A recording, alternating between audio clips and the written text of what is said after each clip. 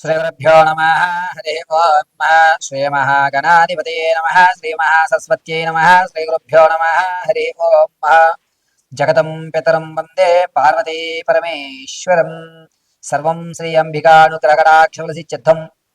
ప్రతి ఒక్కరికి కూడా ఈ పరాభావనామ సంవత్సరంలో అనేకమైనటువంటి ఇబ్బందులు చవిచూసి ఈ సంవత్సరమన్నా సరే నా యొక్క స్థితి మారుతోందా మారడం లేదా, నేను ఏ విధంగా స్థిరపడగలుగుతాను అనేటువంటి సందేహం ఉన్నవారు, ఈ సంవత్సరమైనా నా జాతకం మారితే నేనంటూ ప్రూవ్ చేసుకోవడానికి అవకాశాలు ఎక్కడన్నా కలుగుతాయా అనే ఆలోచన ఉన్న వాళ్ళకి మనం మేషం మొదలు పెట్టుకుని మీనరాశి వరకు కూడా ఏ విధంగా వారి యొక్క జాతక ప్రభావాలు ఉండబోతున్నాయి, ఎవరి యొక్క జాతకంలో ఆదాయ వ్యయ రాజపూజ అవమానాలు ఏ విధంగా ఉండబోతున్నాయి అనేటువంటివి గోచార రీత్యా వారి వారి ఫలితాల్ని వివరించి చెప్పడం జరుగుతుంది. క్షిప్తంగా ఆదాయ వ్యయ రాజపూజ అవమానాలు వారి యొక్క స్థితిగతులు ఈ సంవత్సరం ఏ విధంగా ఉండబోతోంది అనేది మనం ఇప్పుడు వివరణగా చూద్దాం. పరాభావన సంవత్సరంలో మీనరాశి వారి యొక్క ఆర్థిక వ్యయ రాజపూజ అవమానాలు, అదేవిధంగా ఈ సంవత్సరం అంతా కూడా ఏ విధంగా ఉండబోతోంది అనే విషయంలో ముందుగా వీరి యొక్క ఆదాయం 14 గాను, వ్యయం 11 గాను, రాజపూజ్యాలు 7 గాను, అవమానాలు 2 గాను చెప్పడం జరుగుతోంది. వీరు కొత్త కార్యక్రమాలకు శ్రీకారం చుడతారు. ఒక నూతన ఉత్సాహంతో ఈ సంవత్సరం అంతా గడుపుతూ ఉంటారు. పైగా మీరు తలంచేటువంటి కార్యక్రమాల్లో ఎవ్వరు ఏమి చెప్పినా సరే నేను ఇదే చేస్తాను అని మొండి వైఖరితో ముందుకు సాగడం, అందులో విజయం సాధించడం జరుగుతూ ఉంటుంది. ఈ మీనరాశి వారు ఆర్థికంగా కాస్త నిలబడేటువంటి అవకాశం లభిస్తోంది. ఎట్టి పరిస్థితుల్లో అయినా సరే ఈ సంవత్సరం నేను ఉన్నతమైన స్థితిలోకి ఉండాలి అని చెప్పి ఆర్థిక ప్రణాళిక అనేటువంటి ఖచ్చితంగా నిర్ణయించుకుంటారు. దాని ప్రకారంగానే నడుస్తారు. ఎక్కడా కూడా రూపాయి బెసకుండా చూసుకుంటుంటారు. ఎవరిని కూడా నమ్మేటువంటి అవకాశం మీనరాశి వారికి లేదు. ఎవరిని నమ్మకుండా మిమ్మల్ని మీరే నమ్ముకునే అవకాశం ఏర్పడుతోంది. పైగా కష్టే ఫలి, నా పని నేను చేస్తాను, భగవంతుడు ఎప్పుడో నాకు మంచి రోజులు ఈసారి రాసి పెట్టి ఉన్నాడు అనేటువంటి ఒక నమ్మకంతో ఎదురు సాగుతూ ఉంటారు. విద్యార్థులకు కలిసి వచ్చేటువంటి పరిణామంగా చెప్పవచ్చు. జ్ఞాపశక్తి పెరుగుతుంది. చదవని వారు కూడా చదివేటువంటి ధోరణిలోకి వెళ్ళడం, అనూహ్యంగా నీకు ఉద్యోగం వచ్చిందా అనేటువంటి సంబరమాచర్యం ఇతరులకు కలగజేయడం జరుగుతుంది. విందు వినోదాల్లో పాల్గొంటారు. పైగా మీనరాశి వారు సంగీత సాహిత్య సినీ కళా పరిశ్రమలో ఎవరైతే ఉంటారో వారికి ప్రథమాంకం అంతా కూడా గడ్డుకాలంగా ఉంది. ద్వితీయాంకంలో అద్భుతమైన అవకాశాలు కనబడుతున్నాయి. ఈ మీనరాశి వారు రియల్ ఎస్టేట్లో కానీ స్టాక్ మార్కెట్లో కానీ రియల్ ఎస్టేట్లో కానీ ధనాన్ని వెచ్చించాలి అనుకుంటే అక్టోబర్ తర్వాత వెచ్చించండి. రూపాయికి 5 రూపాయలు చూస్తారు. ఈలోగా ఎక్కడ మీరు వెచ్చించిన రూపాయి కూడా మీకు వెనక్కి రాదు. పైగా మీనరాశి వారు మీ శత్రువుల యొక్క శత్రువుని మిత్రుడు అనేటువంటి మాటగా ఆ శత్రువు యొక్క శత్రువుని మీరు హక్కును చేర్చుకోవడం, మంచి వాతావరణాన్ని ఏర్పరచుకోవడం, మీకంటూ ఒక స్థాయిని ఏర్పరచుకునే వైపే మీ యొక్క అడుగులు ప్రయాణం కొనసాగుతూ ఉంటుంది. మీనరాశిలో ఉన్నటువంటి వారు ఈ సంవత్సరంతో కూడా వ్యాపారాల విషయంలో కొంచెం జాగ్రత్తగా ఉండండి. ప్రథమాంకంలో కొన్ని ఇబ్బందులు కలిగినా ద్వితీయాంకంలో అద్భుతమైన ఫలితాలు చూస్తున్నారు. పైగా మీనరాశిలో ఉన్నటువంటి వారు మీ ఆరోగ్యం విషయంలో ఏం కాదు, భగవంతుడి మీద భారం వేశాను అని చెప్పి నడుస్తుంటారు. సర్జరీ జరిగేటువంటి అవకాశం మాత్రం ఖచ్చితంగా మే నుంచి నవంబర్ మధ్యలో సర్జరీలు జరిగేటువంటి అవకాశాలు ఎక్కువగా గోచరిస్తున్నాయి. కాబట్టి కొంచెం జాగ్రత్తగా ఉండడం మంచిది. ఆహార విషయంలో చాలా జాగ్రత్తగా మీనరాశి వారు ఈ సంవత్సరం అంతా కూడా గడపాలి. పైగా మీనరాశి వారు విదేశాలు వెళ్ళేటువంటి ఆలోచన ఉన్నవారు ప్రథమాంకంలో వెళ్ళండి. ద్వితీయాంకంలో అంత యోగదాయకంగా లేదు. ఈ సంవత్సరం అంతా కూడా మీనరాశి వారు అద్భుతమైన ఫలితాలు పొందడానికి దుర్గా ఆరాధన కానీ చండీ ఆరాధన కానీ చేయండి. అద్భుతంగా కలిసి వస్తుంది. పైగా నరఘోష ప్రభావం కూడా ఎక్కువయ్యేటువంటి అవకాశాలు ఎక్కువగా కనబడుతున్నాయి. కావున మీనరాశి వారు కురోష్మాణ దీపాన్ని కానీ మంగళవారం శుక్రవారం రాహుకాలంలో నిమ్మకాయ దీపారాధన కానీ చేయండి. ఈ యొక్క నరఘోష వ్యవస్థ అంతా కూడా తగ్గుతుంది. పైగా మీనరాశి వారు ఈ సంవత్సరం అంతా కూడా మీరు ఎక్కడైతే మోసపోయారో అక్కడ మీ యొక్క ప్రతిభ చూపి నేను మోసపోలేదు, కాస్త వ్యవధి ఇచ్చాను అంతే, నా సక్సెస్ ఈ విధంగా ఉంటుందని మీరు చూపించడం జరుగుతుంది.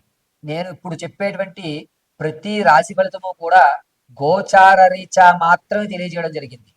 వ్యక్తిగతంగా మీ జాతకాన్ని తెలుసుకోవడానికి కింద స్క్రోల్ అవుతున్న నెంబర్ని సంప్రదించండి. ఆ నెంబర్ సంప్రదించినప్పుడు మీ date of birth, time, place of birth ఈ 3 ఆధారాలుగా మీ పూర్తి జాతకాన్ని విశదీకరించి చెప్పడం జరుగుతుంది. ఒకవేళ మీకు డేట్ ఆఫ్ బర్త్లో కానీ, టైంలో కానీ, ప్రదేశంలో కానీ ఏదన్నా తెలియకపోతే మీ ఫోటోను మాకు వాట్సాప్ చేయడం, మేము అడిగేటువంటి 3 ప్రశ్నలకు మీరు సమాధానం చెప్పడం వల్ల ఆ గణాంక పరిమాణాన్ని బట్టి మీ జాతకాన్ని విశదీకరించి వివరించి చెప్పడం జరుగుతుంది.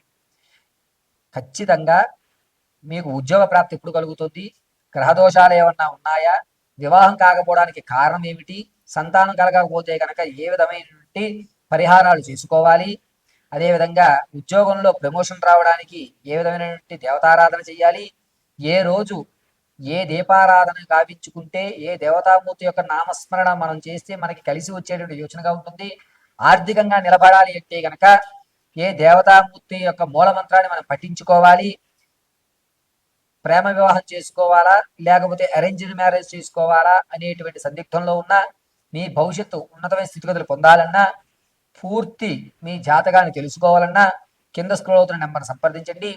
పూర్తిగా మీ జాతకాన్ని తెలుసుకోండి. ఖచ్చితంగా చెప్తున్నాను, మరొకసారి వినండి. ఇప్పుడు వరకు నేను చెప్పినటువంటి ద్వాదశ రాశులు అంటే మేషం నుంచి మీనం వరకు కూడా గోచార రీత్యా మాత్రమే తెలియజేయడం జరిగింది. శ్రీగురుభ్యో నమః. హరి ఓం. జగదం పితరం వందే పార్వతీ పరమేశ్వరం. అందరికీ కూడా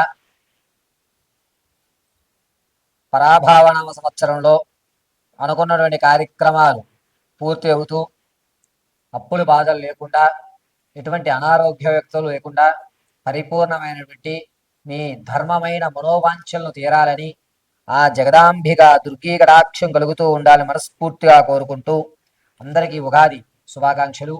అయితే ఈ ఉగాది నుంచి కూడా మన భారతదేశంలో జరిగేటువంటి మార్పులు ఏమిటి, అది రాజకీయంగా కానీ ఏమైనా అలజడులు జరుగుతాయా, పెను ప్రమాదాలు ఏమైనా పొంచి ఉన్నాయా, గ్రహణాలు ఏ నెలలో వస్తున్నాయి, అదేవిధంగా రైతులకు కానీ నిరుద్యోగులకు కానీ ఉద్యోగంలో ప్రమోషన్ల కోసం ఎదురు చూస్తున్న వారికి కానీ ఏ విధమైన ఫలితాలు జరగబోతున్నాయి, ఈ పరాభావన సంవత్సరం రాజుస్థానం, మంత్రిస్థానం, అదేవిధంగా సైన్యాధిపతి, ధాన్యాధిపతి, రసాధిపతి, మేఘాధిపతి, నీరసాధిపతులు ఎవరు, వారి ఆ యొక్క పదవి వల్ల ప్రపంచంలో జరిగేటువంటి వింతలు ఏమన్నా ఈ సంవత్సరంలో చోటు చేసుకుంటున్నాయా అనేటువంటి విషయాన్ని క్లుప్తంగా మనం చర్చించుకున్నట్లయితే కనుక, ముందుగా పరిపాలించేటువంటి రాజస్థానాన్ని గురుడికి ఇవ్వడం, దీనివల్ల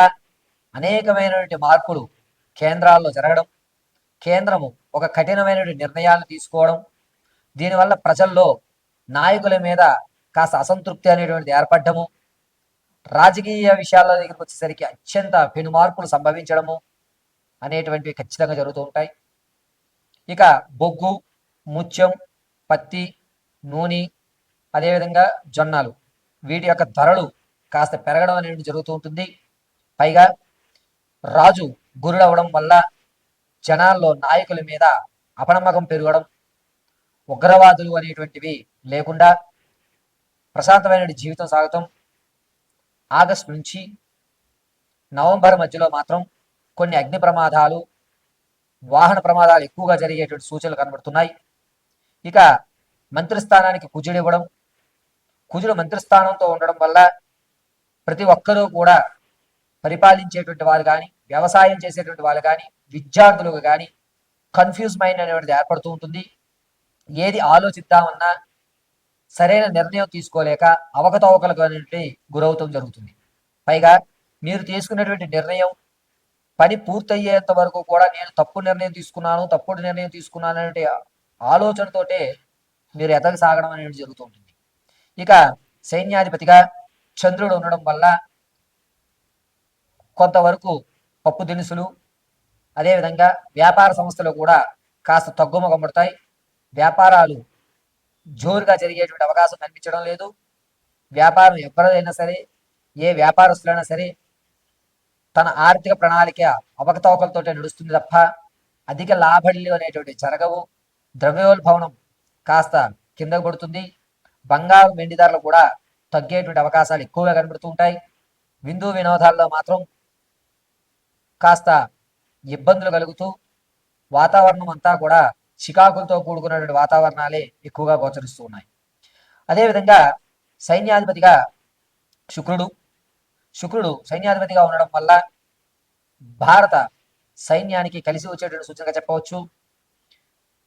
కొత్త కొత్త సైన్స్ పరంగా కొత్త కొత్త వరవల్లోకి మనం రావడం, భారతదేశం అగ్రస్థానానికి వెళ్ళేటువంటి అవకాశం, ఇతర దేశాలు నివ్వెరపోయేలా, ఇతర దేశాలు భయపడేలా మన యొక్క భారత జట్టు కానీ, అదేవిధంగా ఇతర రంగాల్లో కూడా సైన్స్ పరంగా కానీ, టెక్నాలజీ పరంగా కానీ, ఆటల పరంగా కానీ, సాహిత్య పరంగా కానీ మనకంటూ ఒక ప్రత్యేకమైన గుర్తింపు ఏర్పడేటువంటి అవకాశం ఏర్పడుతోంది.